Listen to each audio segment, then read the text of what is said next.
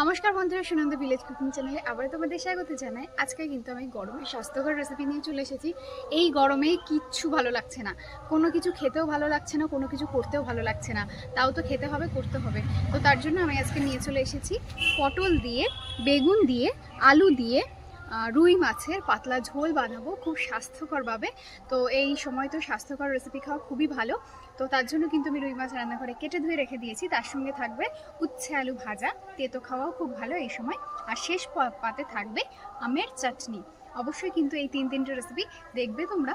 আর ভালো লাগলে অবশ্যই কিন্তু একটা লাইক করে দিও ভিডিওটাই, আর ভিডিওটা শেয়ার করে দিও।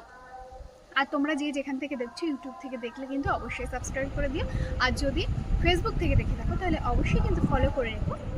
তো এখন আমি সমস্ত কিছু কাটাকুটি করে রান্নাবান্না শুরু করবো। তোমরা কিন্তু অবশ্যই পুরো ভিডিওটা দেখতে থাকো। চলো রান্নাঘরে যাওয়া যাক। তো প্রথমেই কিন্তু কড়াইতে তেল গরম হতে বসিয়ে দিয়েছি, আর মাছে লবণ হলুদ মাখিয়ে নিয়েছি। তেল তো গরম হয়ে গেছে, এখন মাছগুলো লাল লাল করে ভেজে নেব।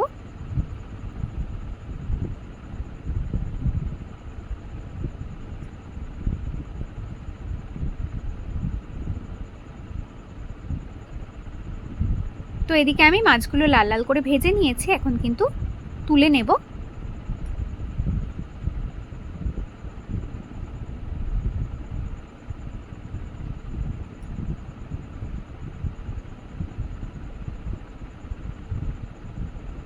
দিয়ে দেব শুকনো লঙ্কা।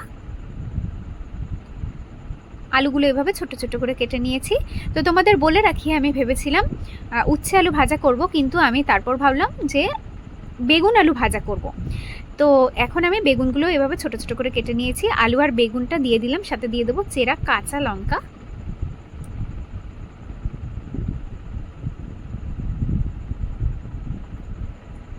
সাথে দিয়ে দেব হলুদ গুঁড়ো আর লবণ।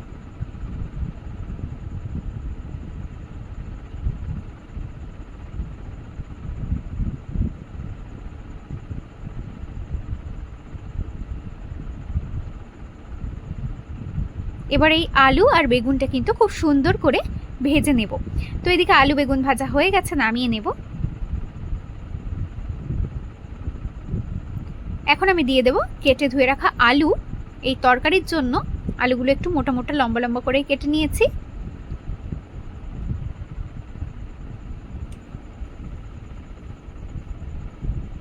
তো আলুগুলো হালকা একটু নেড়ে চেড়ে নিয়েছি। এখন দিয়ে দেবো কেটে ধুয়ে রাখা পটল।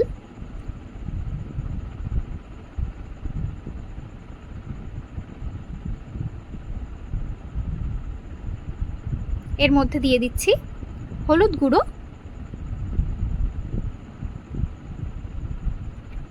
আর লবণ।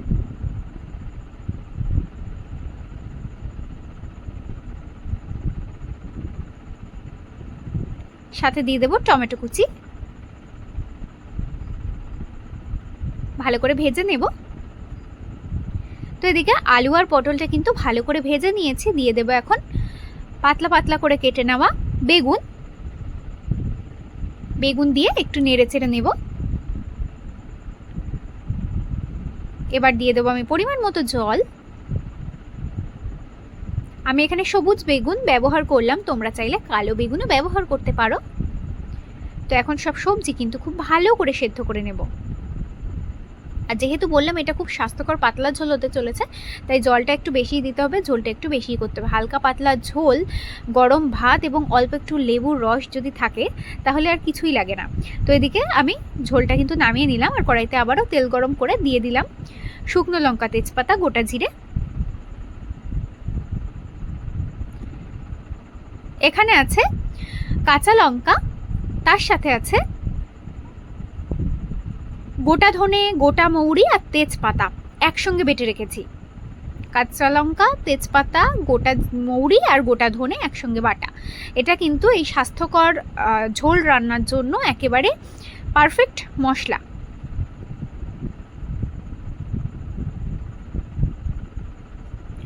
তো হালকা করে একটু নেড়ে চেড়ে নিলাম। এখন দিয়ে দেবো আমি সেই সেদ্ধ করে রাখা সবজি আর ঝোলটা।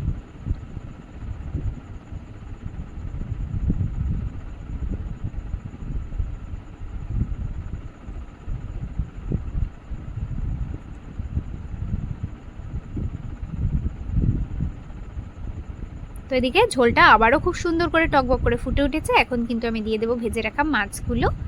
মাছ দিয়ে 1 ফুট ফুটে উঠলে নামিয়ে নেব।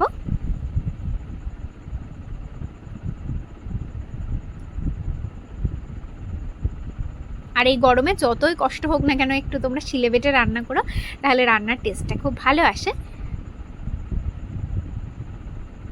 তো এদিকে আমার মাছ রান্না হয়ে গেছে, এখন নামিয়ে নেব। আর কড়াইতে আবারও কিন্তু তেল গরম হতে বসিয়ে দিয়েছি। দিয়ে দিলাম শুকনো লঙ্কা, এখানে দিয়ে দেবো কেটে ধুয়ে রাখা কাঁচা আম। হালকা একটু নেড়ে চেড়ে নেব। হালকা নেড়ে চেড়ে নেওয়ার পর এখন আমি দিয়ে দেব পরিমাণ মতো চিনি।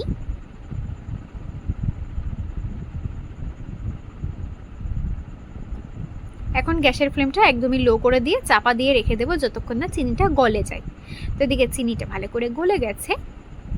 এখন গ্যাসের ফ্লেমটা আবার হাই করে দেব এবং দিয়ে দেব পরিমাণ মতো জল।